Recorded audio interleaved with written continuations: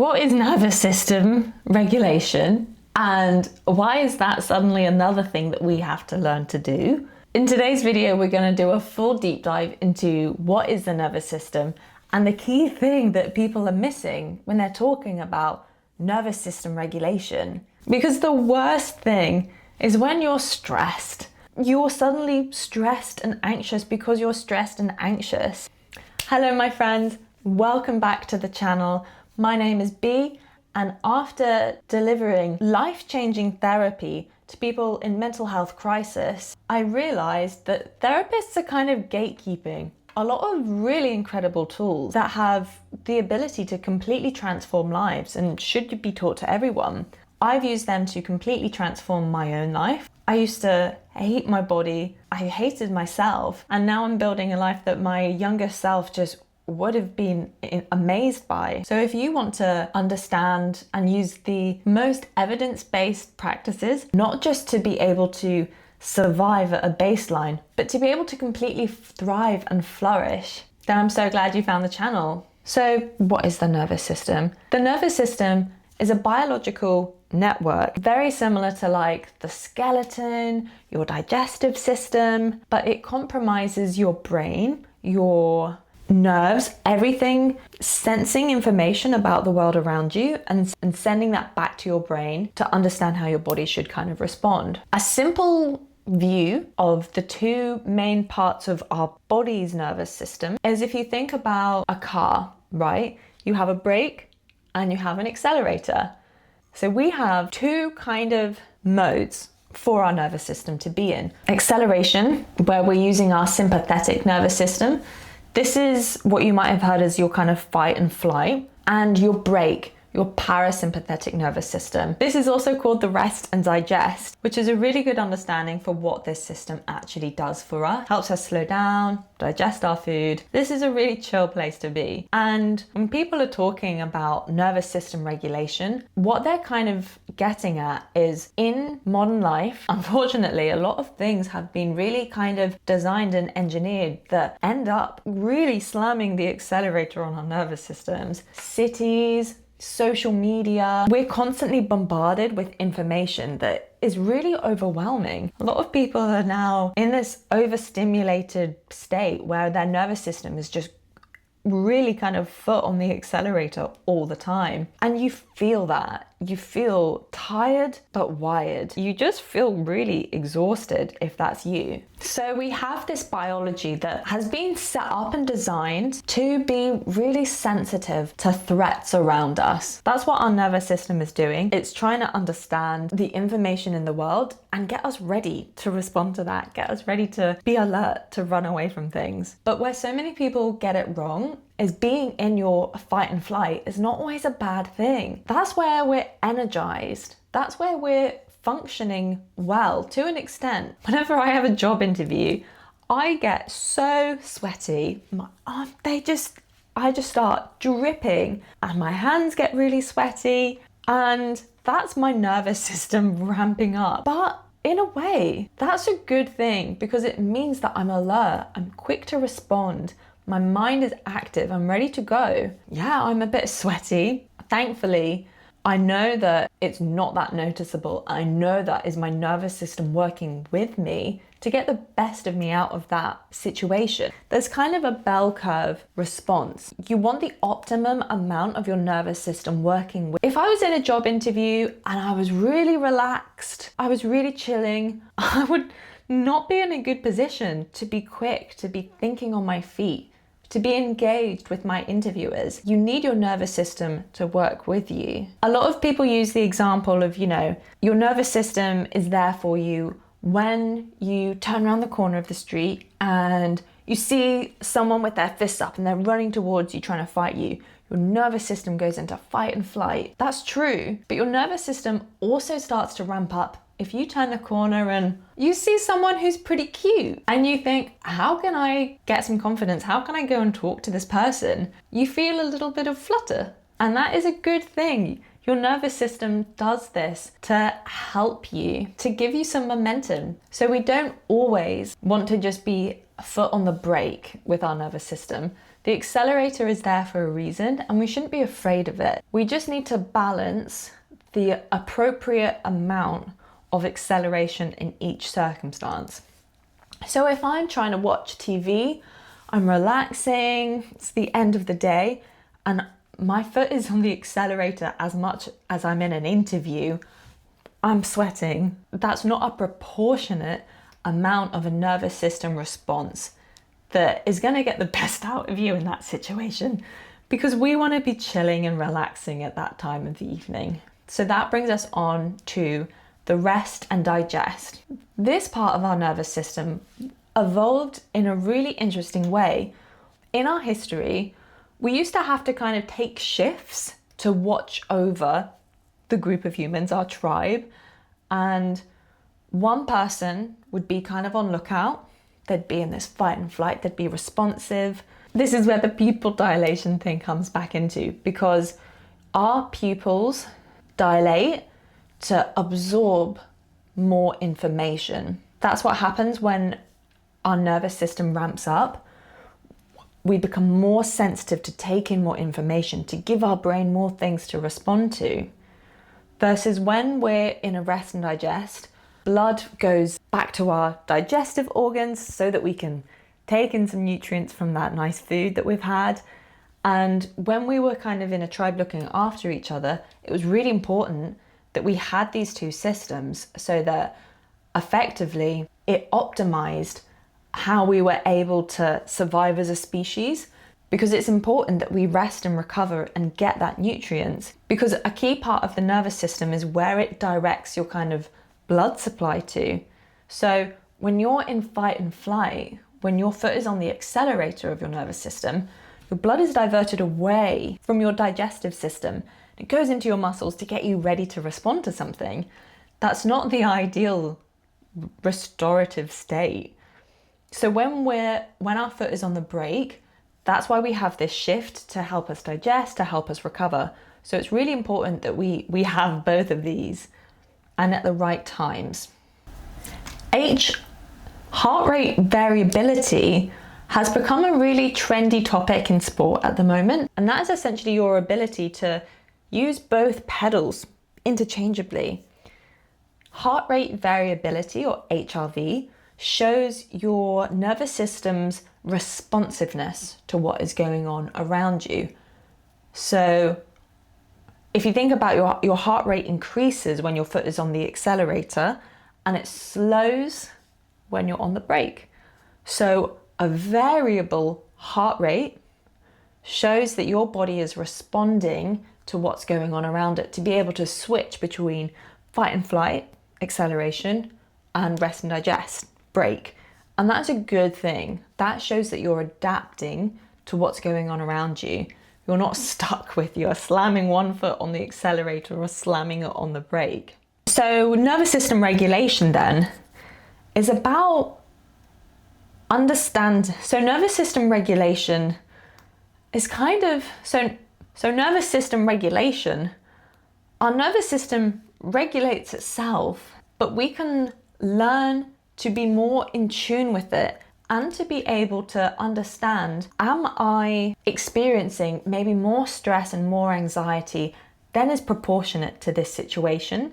And if so, then luckily there are actually quite a lot of techniques that we can start to ease off that accelerator and put our foot on the brake a little bit.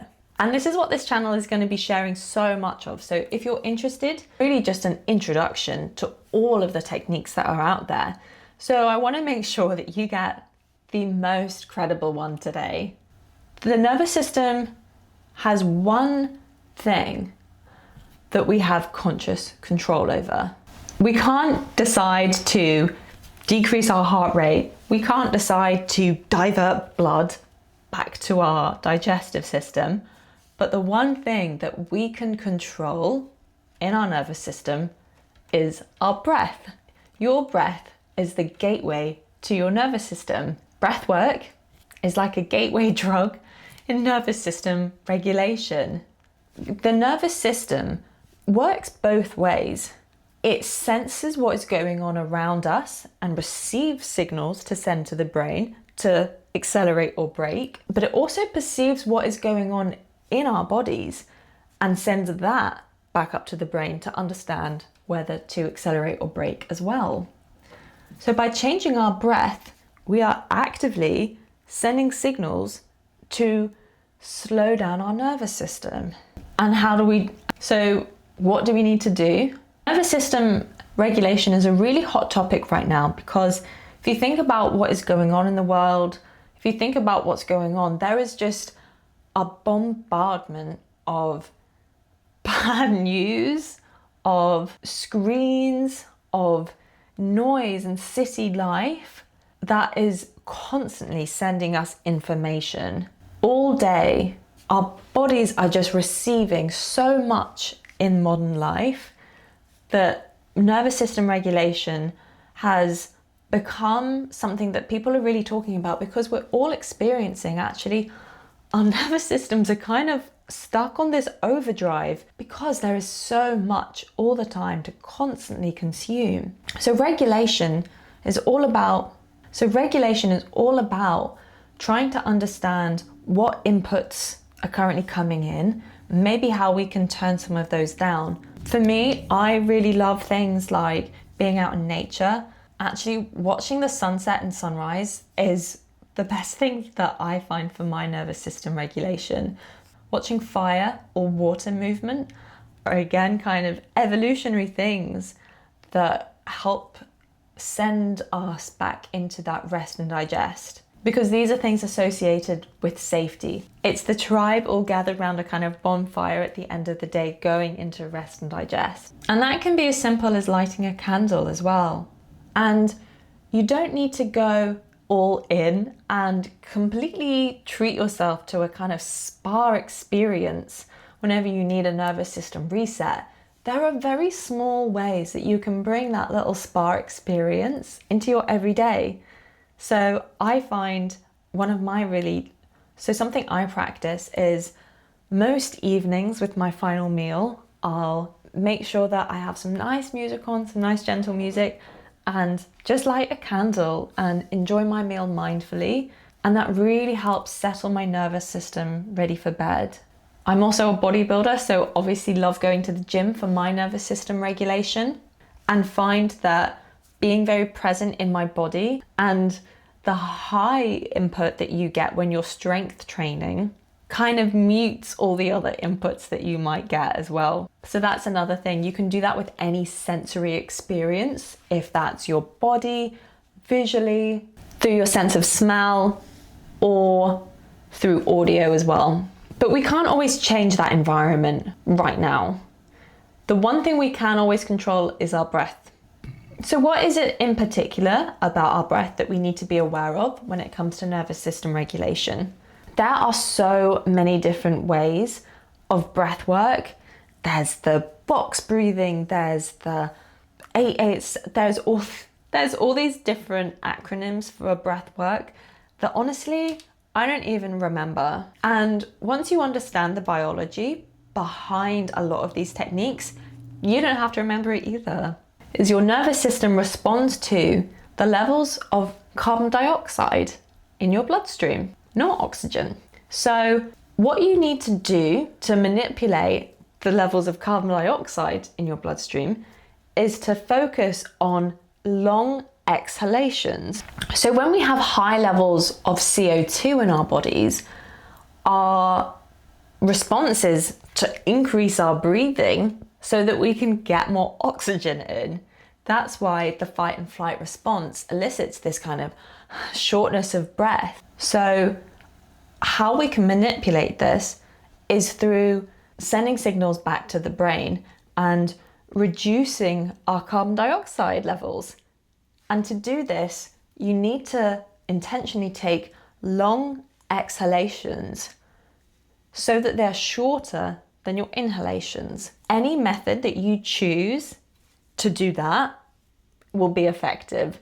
You might have to repeat it a couple of times and find what kind of length works best for you. But if you're looking to regulate your nervous system and press the foot on the brake, we do it instinctively.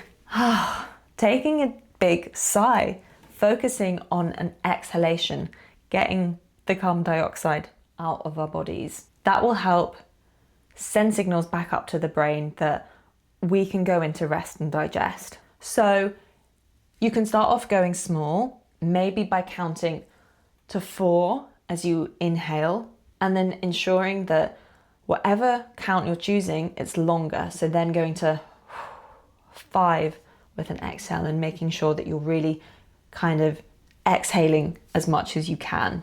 And you need to repeat this quite a few times, often for kind of at least 30 seconds, so that you can really make a significant adjustment to make a big enough adjustment to your blood oxygen and carbon dioxide levels. Nervous system regulation sounds like it's this kind of fancy thing that we need all of this stuff for, when actually the best, most effective way is free and really simple, and that is just our breath. Through focusing on those long exhalations, that is the only biological part of our nervous systems that we have conscious control over.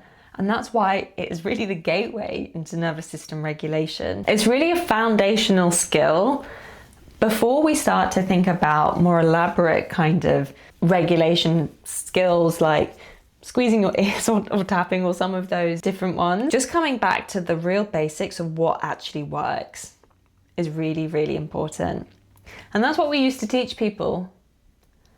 That's what is taught in therapeutic settings for people going through crisis, because it scientifically works. And when you have a calm, regulated nervous system, you're also more in tune and more able to start thinking and creating a life that you really want to have, a lifestyle that you would have only dreamed of. And once you're regulated, you're more able to start things like manifesting, mindfulness, all of these practices to really increase your well-being. First, we do need to be in a state that they can start to actually trickle down to our subconscious. So once your nervous system is regulated, then you can start really making magic and really shifting what you want your life to be. If that's something you're interested in exploring, here is a link to my meditations and manifestations playlist that you can go check out right now. Otherwise, thank you so much for joining me. This is really only dipping our toe